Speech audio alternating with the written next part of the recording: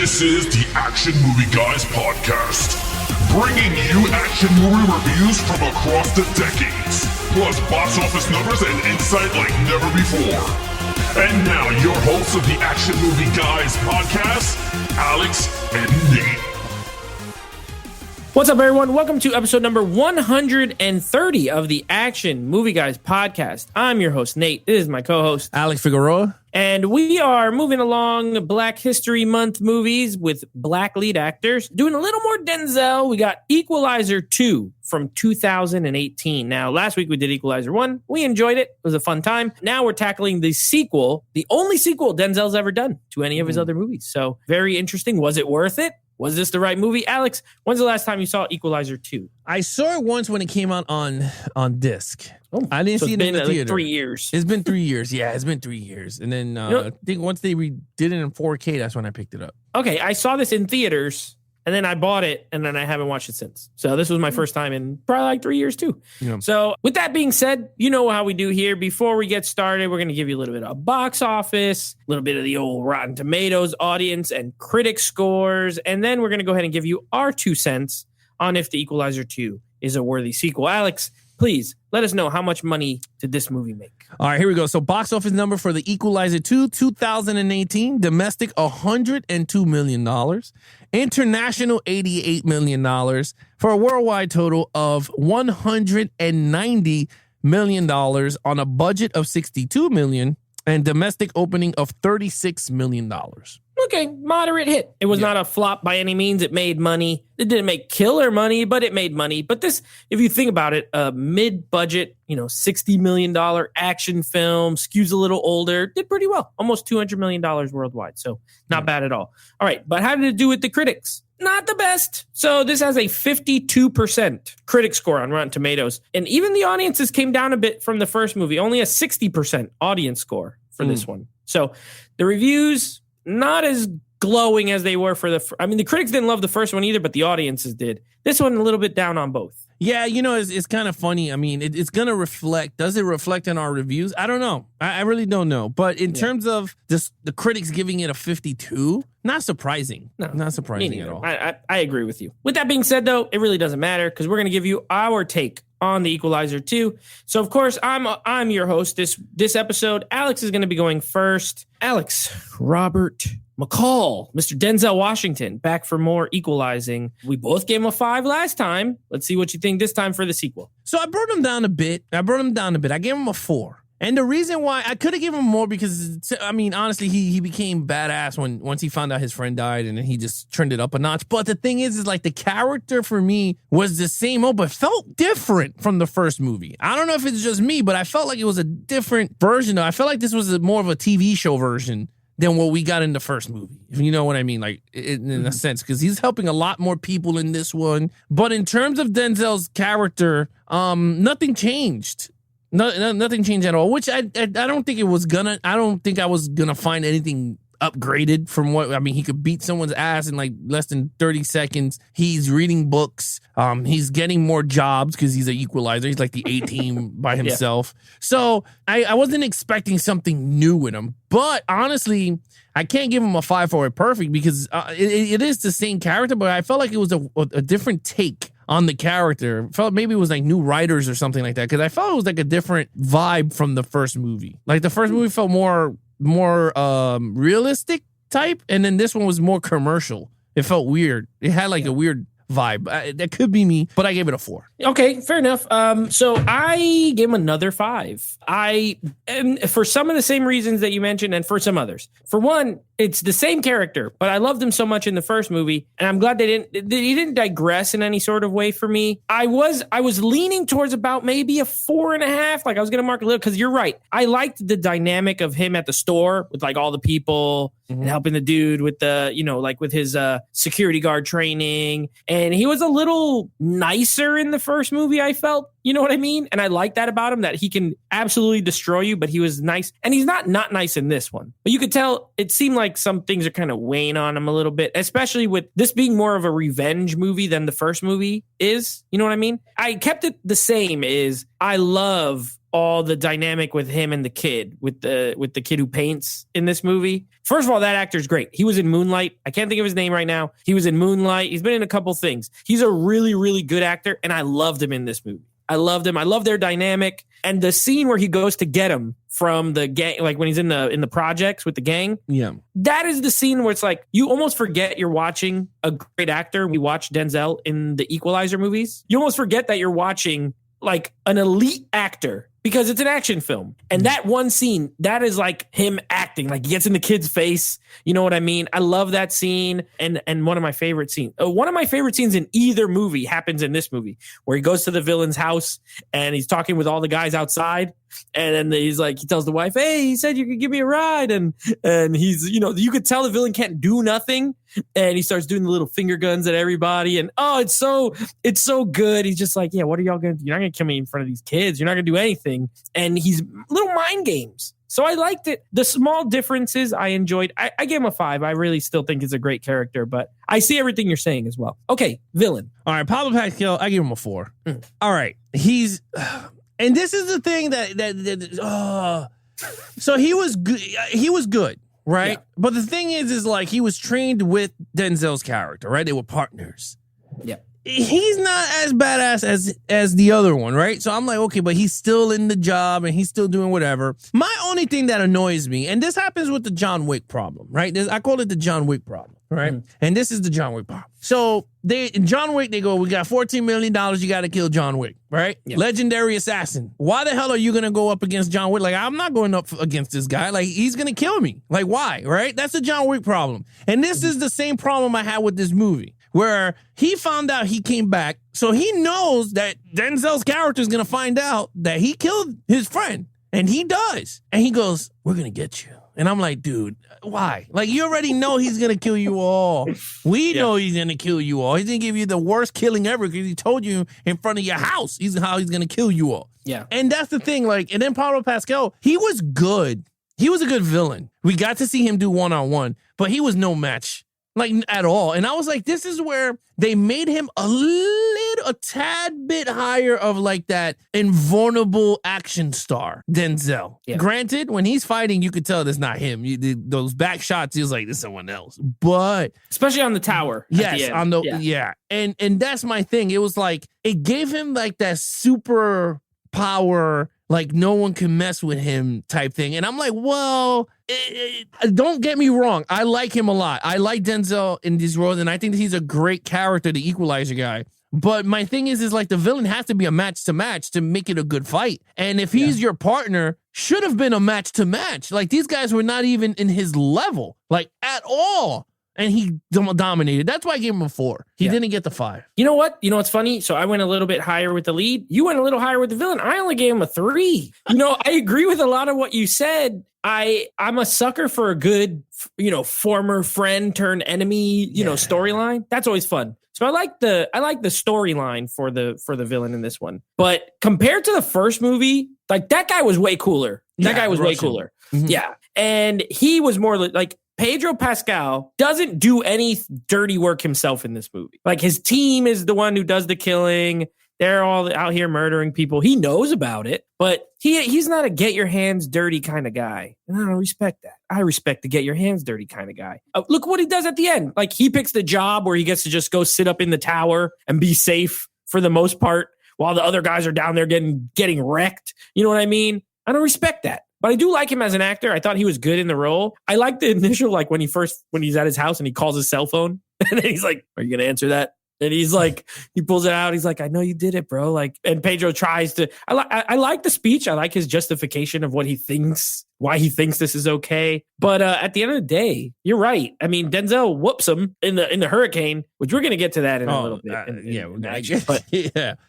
Yeah, he was weak. He was weaker. He was good, but he could have been better. He could have been, if he was the one actually doing the killings and like was more, you know what I mean? I probably would have bumped him up to the 4 too. But since he's letting everyone else do all the work for him and still can't win, I got to give him the 3. Well, he did kill the main Denzel's boss. He stabbed him in the heart. Remember the scene though, like after those thugs go beat her up, do all the work, he just walks in and like gently, he's a finisher. He didn't do the work, and So yeah, I don't respect it. Weasley. He's a Weasley. And every time he talks now, all I hear is the Mandalorian. So I can't even. Now I feel like I can't watch him and stuff anymore because I just hear Mando the whole time. Saying this is the way. So okay, action scenes. 5. Nice. That's straight up 5. Listen, let me tell you, Big Papa Al loves his car scenes, and that's the scene with the lift. Oh my God! Yeah, that was good. I rewinded it twice because I said, "There's no way." My man was driving side to side in his lift car. Yeah. He stopped the brake. The dude flew with his gun, broke his arm, drove like a few more miles, did a 180, and blasted him with like 6 bullet holes. Car spinning. With the car it was spinning. Cool. I was like, this is beautiful action scene right here. I was like, that alone is a 5, but we got to keep going with some action. The beginning train scene when he's in Turkey. Right? Yeah. I think he was in Turkey. He was Turkey to save the little girl from the dad that was taking him away from the mom. I said, whoa, he did the watch thing. The minute I saw the watch, I said, we're about to get some action steaks, baby. We got some action steaks. That's right. He got some steaks. This is New York steak right here because he gave him the whooping. And I said, okay, we got some steaks here. We got some tomahawk action steaks with the driving. Then I said, what more can my man Denzel give us? A little slow. Right? Then, when you find out the friend died, I said, my man's going to order some big steaks here because he goes to the end. And let me tell you, that end sequence, I was a little annoyed, a little disappointed because it had the same formula as the ending of 1 where he's running around in the warehouse. Yeah. I was like, my man can't go, but I mean, it doesn't matter if he goes toe to toe, he's going to kill him anyway. But it had that hurricane, did not like the hurricane scene. Remember, I was talking to you about this, that the hurricane in the third act, I don't know why, this did not flow with me, but it worked a bit in this. But man, my man tore dudes up in the hurricane. Hurricane Equalizer came through because, man, he gave whooping to the dude that he went sa sa sa sa sa sa sa, and he tore him up with the knife. Oh, he get knife work all day. Oh, that was an extra action steak. That is good. And then of course when he went against my man Pablo Pascal, he had no chance, bro. Once he took out the knife, I said, bro, you should just threw yourself over the banister. Because he gave him, I mean, the thing with the neck, he stabbed him and he went, cha, cha, cha, cha. And then he kicked him over. I say, oh, man, toast. He's toast. It's done. And I love that because the water just washed him. Yeah. There's nothing I can say. Denzel is one of the best utility actors ever. That you could be like, wow, he could go drama. He could make you cry. He could play a historical character, make you cry. He plays an action hero and make you believe cry. All of them. Yes, it does. And I'm not crying because I feel bad. I'm crying because it's beautiful. That's why I'm crying. You play Training Day where he's literally a bad guy. Yeah, he's good. And he was great. He was a great bad guy. Look, okay, I'm just going to start with the hurricane. So I like it in the sense of it's different. You know what I mean? It's different. You're right. I 100% agree. I had flashbacks of the first movie. Like, okay, the first movie, he's running around a department store doing traps. This movie, he's running around this little abandoned neighborhood doing traps. But at least the setting was different. I love the guy who gets the harpoon, like spear gun in the face. That was fantastic. He got wrecked. I love when people get wrecked, just like get hit with something high speed and go flying. I love it. Here's the thing about the hurricane, though. I live in Florida. We get plenty of hurricanes. Okay. And I've is dumb of me. So don't do this if you're listening you live in a state where there's hurricanes. Tell me you go out. I've gone outside during a hurricane. Okay. I've gone outside. And this guy is up on this thing, except for one part. And he's able to just stand there and kind of walk around and maneuver in those winds. And then all of a sudden there's like one wind gust that blasts him. No, bro, listen, that wind is so intense. You can like lean forward and it will like hold you up. So for them to just be so casually sort of moving about during a hurricane, it could have been a weak hurricane, to be fair. But also they abandoned the town, which would make me think it's probably a heavy hurricane. They picked and choose. They're like picking and choosing when it would be strong and when it would be not. Also, the rain is so intense. You can't see. Like this guy's doing sniper shots through these. They would not be able to see. Nope. Would not be able to see. So a little unrealistic, but an interesting idea. So I won't mark too much off. Plus, there's people who don't live in hurricane states. They won't know the difference. It doesn't matter to them. It just looks like a hard rainstorm. I also love the scene where he beats up those dudes in the apartment. with the credit card. Oh, that's He right. freaking slices the dude's head with the metal credit card, and he just like breaks the other guy's arm. I love that whole scene. I like when he goes up to that dork at the end. He's like, "Wait, are you left-handed or right-handed?" He's like, "Right-handed," and he takes his left hand and breaks his fingers. I was like, "That's what you get. That's what all y'all get." I think the action out of everything in this movie compared to the first, the action's the only thing I think is slightly better to me. Yes. I think it's a little better. It's a little better because the first one had really good action too. This one is just a little bit more. But I think the first one had a better executed of the action. I think the first one, well, before we even get to the end, is just a better movie. But Yeah. I agree. But I think this one had more diversity because, like you said, a car, a hurricane scene that's kind of unique. Still had hand to hand, which is that's his kind of his thing. You know what I mean? Mixed with the stealth, like Splinter Cell type stuff. So, but I gave it also a 5. I agree with you. I gave it the same score. So let's get to the storyline. Storyline, I thought it was good. I gave it a 4 because it felt very. It's a typical storyline, right? Your friend dies, you get angry, you want revenge, right? Yeah. But the cool thing, the way they executed is that he was with her and they have this relationship because we saw it blossom from the first movie. So you already saw the characters, you saw everything, you saw how she loved him and he loved her because that was, ex-boss or whatever. So you're like, this is crazy. And when they killed her, I said, oh man, I love stories like that because he's going to come back and do all the stuff. And I was like, all right, that's a cool storyline. I love the storyline with the old guy trying to find his sister's portrait. Oh, yeah. And he went out of his own way because he believed him. So he was like, let me see if I can help. He helped him, found the sister. And I was like, oh, that's so beautiful. I was like, that's cool. The little girl. I was like, will we ever see that girl again? We did. She owned the bookstore that he owned and brought the book. And I was like, this is actually pretty cool. And I felt that part of the film was the TV show where he's helping different people. They just made it quick. They threw it all in there into one big story. Yeah. Him helping everybody out. So I thought it worked. It flowed well. To me, there was not much boring parts. Even when he's helping the teenage kid, I thought it was actually pretty cool because he's always going to help someone. And I thought it worked very well. So I was like, you know what? That's actually pretty good. And I thought it was a great story. Now, mind the hurricane. I'm not big with the hurricane, but I wasn't going to deduct points because of that last 20 minutes of whatever. It made up with the action. So I gave it a 4. Yeah, for me, the storyline it was lacking. I think the first one, I liked the first one so much better. Yeah. With the, like the Russian mob pretty much and him kind of going to war with this Russian mob over this girl. You know what I mean? This one felt like it had way too many of those like subplots. You're right. This felt like a whole season of a TV show jammed into one movie. Yeah. All of these little stories could have been like an episode of a TV show. You know what I mean? Like the turkey with the girl and the going to the train in Turkey and getting the little girl and all that kind of stuff. And then the one with the kid, which I love that dynamic. But it almost felt like a little overstuffed with some of these little side plots. Like the scene that I just said that I liked a lot where he goes and beats up those like college kids. It had nothing to do with anything, really. You know what I mean? It was just thrown in pretty much.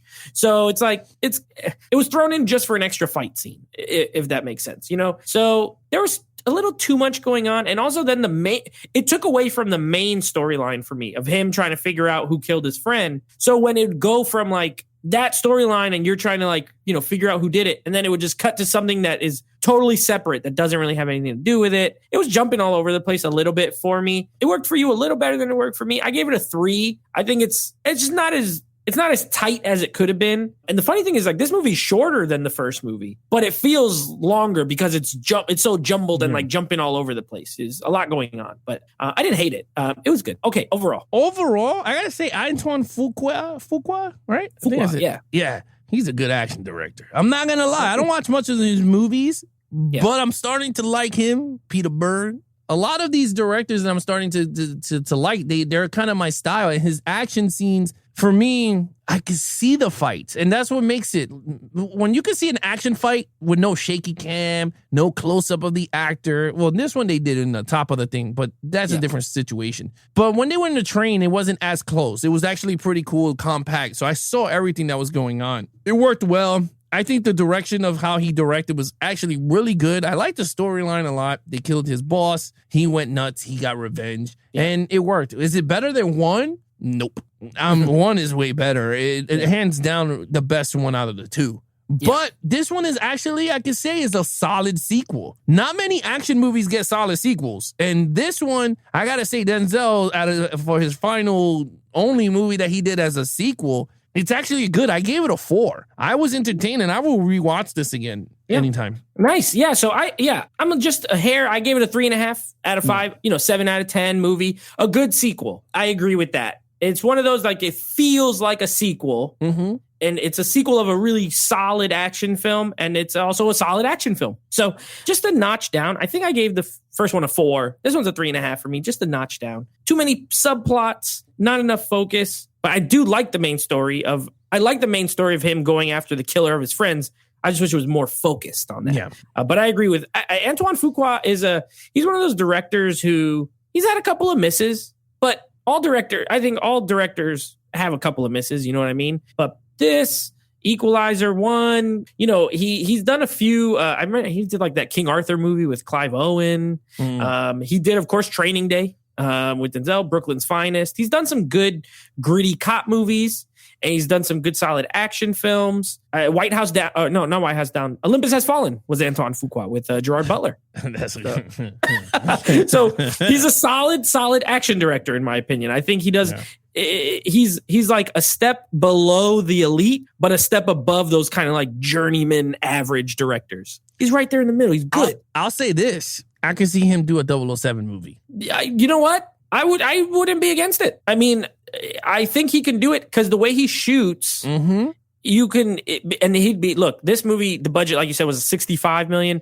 62. If he does a Bond movie, he's going to get a $150 million budget. So if you could do really well and shoot really well with lower, imagine when you have higher. I think he's a good, solid director. But yeah, I think it's a good movie. 3.5 for me. So what's your total overall? 21. Okay, I'm a 19.5. So we're pretty close. A good sequel. I wouldn't say The Equalizer is great, but the first movie's really good. This one's like just under, but also really good. A nice little 2-piece for Denzel. If you're a Denzel fan and you want to watch a couple of good Denzel action movies, I showed my dad Equalizer 1 and 2 back to back. He liked them both. He had a good time. He's like, this is a good 4 hours watching, a couple of solid action films. So yeah, they're enjoyable. Now, that being said, moving on, next week, we will be doing, of course, continuing with our journey through the Superman films. Superman 2, the Richard Donner cut, is the one we're going to be reviewing. And then, of course, moving on to some Ang Lee directed action with Gemini Man, starring Will Smith in the lead. Now, Will Smith has a lot of other movies to choose from, but have you ever seen Gemini Man? No. I think that's why I picked it. I know I felt like you maybe haven't seen it, and I saw it at the theater, and there's some interesting things about it that I thought it would be a good pick. So we're going to be doing some Gemini Man. So those are the 2 episodes you're going to want to keep an eye out for next week. Yeah, if you guys want to follow us on our social media accounts, please follow Nate over on Instagram at NateFlixReviews. Check out the podcast with him and his friends called Nate Flix Movie Reviews. Anything action movie guys, just follow us on youtube.com/Levels of Geeks for our video version of the podcast. If you want to take us on the go with our audio version, you head over to Apple Podcasts, Spotify, Stitcher, TuneIn Radio, anywhere you listen to your podcast platform on. We are there. Just search again, Apple Action Movie Guys. Other than that, I'm your host, Alex Figueroa, and that is Nate from Nate Flix Reviews. Be awesome to each other and geek out.